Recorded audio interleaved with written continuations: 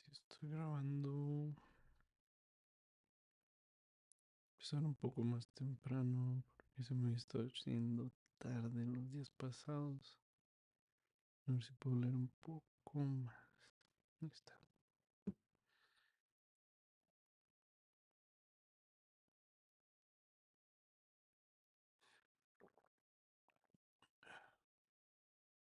No me acuerdo dónde me quedé, entonces voy a empezar por aquí. And she's been cherishing that design a long time, but was sorry to lose the IOU, for you assured her yourself that your mother would pay. It was base of me to say that. My mother herself is almost a beggar, and I told a lie to keep my lodging and be fed. Raskolnikov said loudly and distinctly. Yes, you did very sensibly. But the worst of it is that at that point, Mr. Chebarov turns up a businessman. Pashenka would never have thought of doing anything on her own account.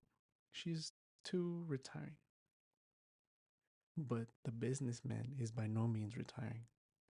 And first thing he puts in the question, is there any hope of realizing the IOU? Answer, there is, because he has a mother who would save her Raja with her 125 rubles pension. If she has to starve herself, and a sister too, who would go into bondage for a stake? That's what he was building upon. Why do you start? I know all the ins and outs of your affairs now, my dear boy. It's not for nothing that you were so open with Pashenka when you were her prospective son in law. And I say all this as a friend, but I tell you what it is. An honest and sensitive man is open, and a businessman listens and goes on eating. Oh, and goes on eating you up. Well, then, she gave the IOU by way of payment to this Chemadov, and without hesitation, he made a formal demand for payment. When I heard all of this, I wanted to blow him up.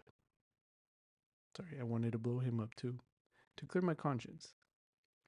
But by that time, harmony reigned between me and Pashenka, and I insisted on stopping the whole affair, engaging that you would pay. I went security for you, brother. Do you understand? We called Chebarov, flung him 10 rubles, and got the IOU back from him. And here I have the honor of presenting it to you. She trusts your word now. Here, take it. You see, I have torn it. Razumin put the note on the table. Raskolnikov looked at him and turned to the wall. Without uttering a word, even Razumin felt a twinge. Que chingados, a twinge. A sudden sharp localized pain. Twinge. I see, brother, he said a moment later, that I have been playing the fool again. I thought I should amuse you with my chatter, and I believe I have only made you cross. Was it you? I did not recognize when I was delirious. Raskolnikov asked, after a moment's pause without turning his head. Yes, and you flew into a rage about it, especially when I brought Sametov one day. Sametov, the head clerk? What for? Raskolnikov turned round quickly and fixed his eyes on Razumin. What's the matter with you? What are you upset about? He wanted to make your acquaintance because I talked to him about a lot about you. How could I have found out so much except from him? He is a capital fellow, brother, first rate, in his own way, of course. Now we are friends, see each other almost every day. I have moved into this part, you know. I have only just moved. I've been with him to Louise Ivanova once or twice. Do you remember Louise? Louise Ivanova? Did I say anything in my delirium? I should think so. You were beside yourself. What did I rave about? What next? What did you rave about? What people do rave about? Well, brother, now I must not lose time to work. He got up from the table and took up his cap. What did I rave about? How he keeps on. Are you afraid of having let out some secret? Don't worry yourself. You said nothing about the countess? Am I reading that right?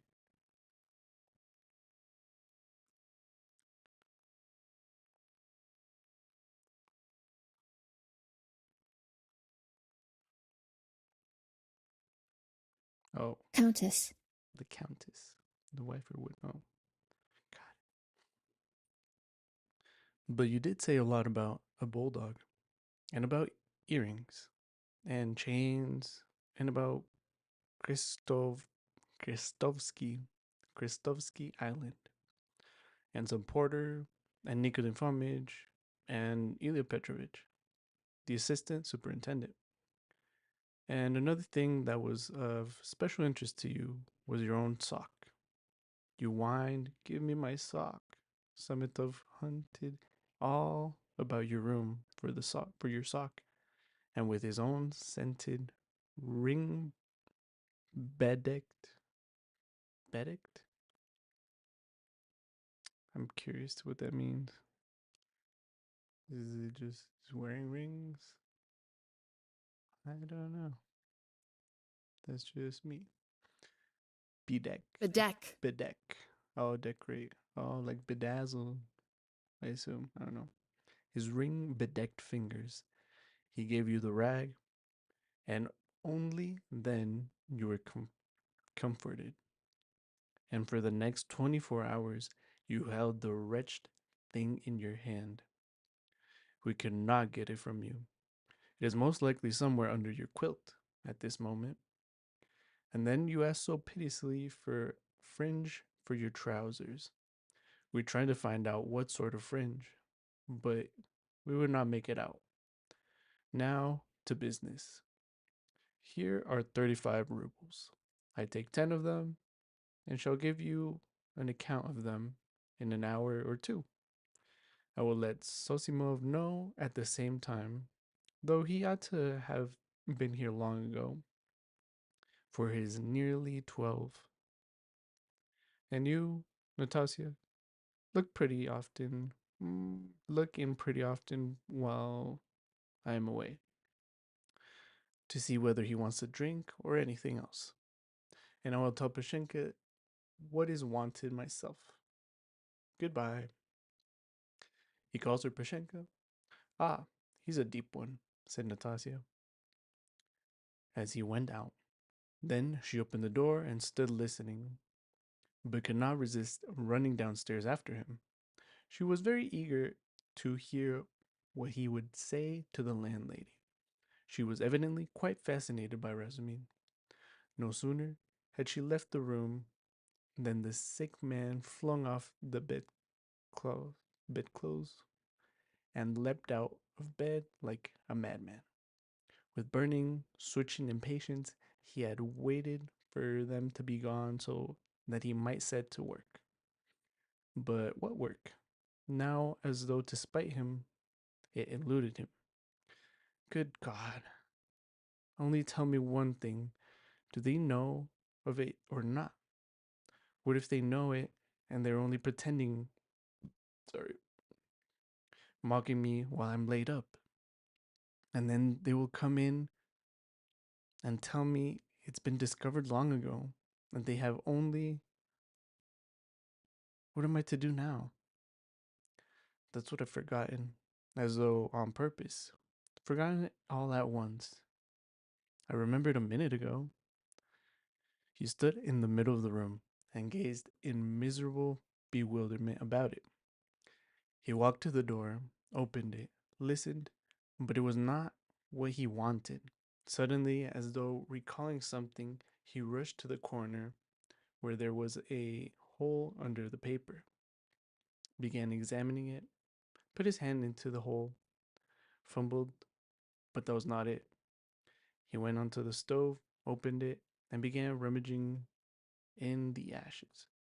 The frayed edges of his trousers and the rags cut off his pocket were lying in there, just as he had thrown them. But no one had looked then. Then he remembered the sock about which Razumin had just been telling him. Yes, it lay on the sofa under the quilt, but it was so covered with dust and grime that that Zametov could not have seen anything on it. Bah, Zametov, the police office. And why am I sent to the police office? Where's the notice? I am mixing it up. That was then. I looked at my sock then too, but now I have been ill. But what did Zametov come for? Why did Razumin bring him? He muttered, helplessly sitting on the sofa again. What does it mean? Am I still in delirium, or is it real? I believe it's real. Ah, I remember. I must escape. I haste to make haste to escape. Yes, I must. I must escape. Yes, but where? And where are my clothes? I have no boots. They're taking them away. They've hidden them. I understand. Ah, here's my coat. They pass that over. And here is money on the table, thank God. And here's the IOU. I'll take the money and go to take another lodging. They won't find me. Yes, but the address bureau? Bureau? They'll find me. Razumin will find me. Better escape altogether, far away, to America, and let them do their worst. And take the IOU. It would be of use there. What else shall I take? They think I am ill. They don't know that I can walk. Ha ha ha. I could see by their eyes that they know all about it. If only I could get downstairs. And what if they have sat watch there, policemen? What's this tea? Ah, and here's beer left, half a bottle cold. He snatched up the bottle, which still contained a glassful of beer, and gulped it down with relish, as though quenching a flame in his breast. But in another minute, the beer had gone onto his head, and a faint, even pleasant shiver ran down his spine. He lay down and pulled the quilt over him.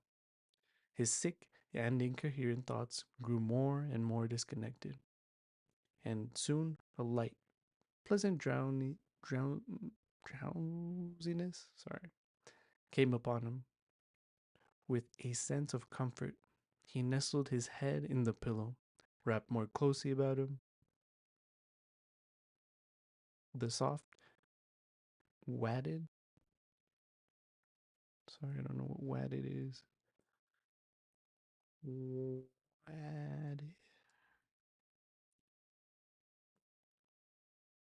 Wad. Wad. Is it wadded? Okay. Wadded quilt, which had replaced the old ragged greatcoat, sighed softly and sank into a deep, sound, refreshing sleep. He woke up, hearing someone come in. He opened his eyes and saw Razumin standing in the doorway. Uncertain whether to come in or not, Raskolnikov sat up quickly on the sofa and gazed at him, as though trying to recall something. Ah, you are not asleep. Here I am. Natasha, bring in the parcel. Razumin shouted down the stairs. You shall have the account directly. What time is it? Asked Raskolnikov, looking round uneasily. Yes, you had a fine sleep, brother. It's almost evening. It will be 6 o'clock directly. You have slept more than 6 hours. Good heavens, how I? And why not? It will do you good. What's the hurry? A tryst?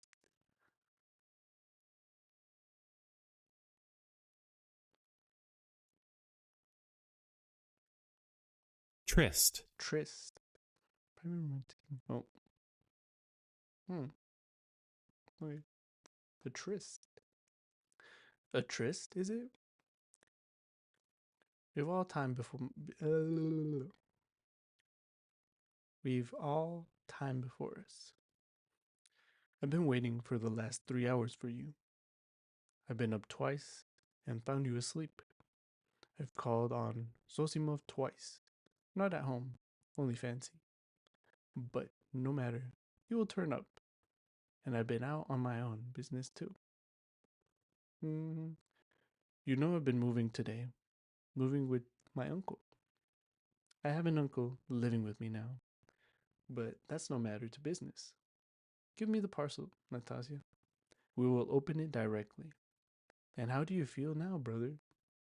I am quite well. I'm not ill. Razumin, have you been here long? I tell you, I've been waiting for the last 3 hours. No, before.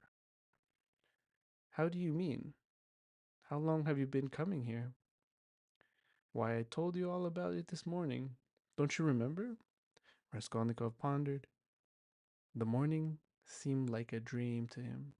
He could not remember alone, and looked inquiringly at Razumin. Said the latter. He has forgotten. I fancied then that you were not quite yourself. Now you are better for your sleep. You really took much better, look much better. First rate. Well, to business. Look here, my dear boy. He began untying the bundle, which evidently interested him. Believe me, brother, this is something specially near my heart. For we must make a man of you. Let's begin from the top. Do you see this cap? He said, trying out the bundle. A fairly good, though cheap and ordinary cap. Let me try it on. Precisely, presently afterwards, said Raskolnikov, waving it off pettishly. Come, Raja, my boy, don't oppose it. Afterwards will be too late. And I shan't sleep all night, for I bought it by guess, without measure. Just right, he cried triumphantly, fitting it on just your size. A proper head covering is the first thing in dress and recommendation of its own way. Tolstyakov got fucking Tolsty Tolstyakov Tolstyakov, a friend of mine, is always obliged to take off his putting basin when he goes into any public place where other people wear their hats and caps. People think he does it from slavish politeness, but it's simply because he is ashamed of his bird nest. He is such a bashful fellow. Look, Nastasia, here are two specimens of headgear. This Palmerston, he took it from the corner of Raskolnikov's old battered hat, which for some unknown reason he called a Palmerston, or his jewel. Guess the price, Radya. What do you suppose I paid for it, Nastasia? He said, turning to her, seeing that Raskolnikov did not speak. Need a fucking water break.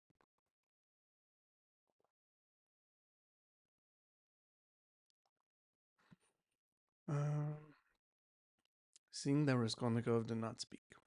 20 kopecks, no more. I dare say, answered Nastasia. 20 kopecks, silly, he cried, offended. Why, nowadays, it would cost more than that. 80 kopecks.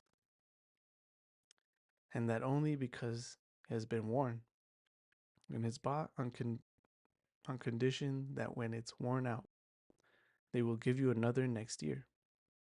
Yes, on my word. Well, now let us pass the United States of America, as they call them at school. I assure you, I am proud of these breeches.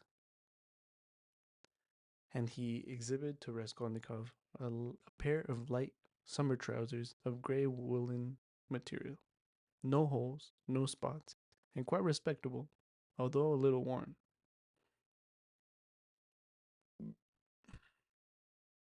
Little worn, little worn. And a waistcoat to match. Quite in fashion. And it's being worn really as an improvement. It's softer, smoother. You see, Radia? To my thinking, the great thing of the great thing for getting on this world is always to keep to the seasons. If you don't insist on having asparagus in January, you keep your money in your purse. And it's the same with this purchase. It's summer now, so I've been buying summer things. Warmer materials will be wanted for autumn, so you will have to throw these away in any case, especially as they will be done for by them from their own lack of coherence. If not your higher standard of luxury, come price them. What do you say? 2 rubles 25 kopecks? I remember the condition. If you wear these out, you will have another suit for nothing. They only do business on that system at Fedyev's. If you bought a thing once, you are satisfied for life, for you will never go there again, of your own free will. Now for the boots, what do you say? You say that they are a bit worn, but they'll last a couple of months, for it's foreign work and foreign leather. The Secretary of English Embassy sold them last week. He had only worn them 6 days, but he was very short of cash. Price a ruble and a half, a bargain. But perhaps they won't fit, observed Natasya. Not fit? Just look. And he pulled out of his pocket Raskolnikov's old, broken boot, stiffly coated with dry mud. I did not go empty handed. They took the size from this monster. We all did our best. And so, and as to your linen, your landlady has seen to that. Here, to begin with, are 3 shirts, hempen but with a fashionable front. Well, now then, 80 kopecks the cap, 2 rubles 25 kopecks the suit, together 3 rubles 5 kopecks, a ruble and a half for the boots. For, you see, they are very good, and that makes 4 rubles 55 kopecks. 5 rubles for the underclothes. They were bought in the lot, which makes exactly 9 rubles 55 kopecks. 45 kopecks changed in coppers. Will you take it? And so, Radia, you are set up with a complete new rig out. For your overcoat will serve. God damn, those are a lot of fucking rubles and kopecks. Um, Salvezzo. That comes from getting one's clothes from charmers. As for your socks and other things, I leave them to you. We're 25 rubles left. And as for your pashenka and paying for your lodging, don't worry. I'll tell you, I tell you, she'll trust you for anything. And now, brother, let me change your linen. For I dare say you will throw off your illness with your shirt. Let me be. I don't want to. Raskolnikov waved him off.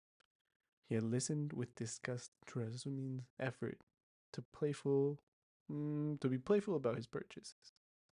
Come, brother, don't tell me I've been strutting around for you for nothing, Rosamund insisted. Natasha, don't be bashful, but help me. That's it. And in spite of Raskolnikov's resistance, he changed his linen, and later sank back on the pillows for a minute or two. Said nothing. It will be long before I get rid of them, he thought. What money was all that bought him? That didn't make sense. What money was all that bought him? Fuck. What money was all that bought with? What money was that all bought with? God fucking damn.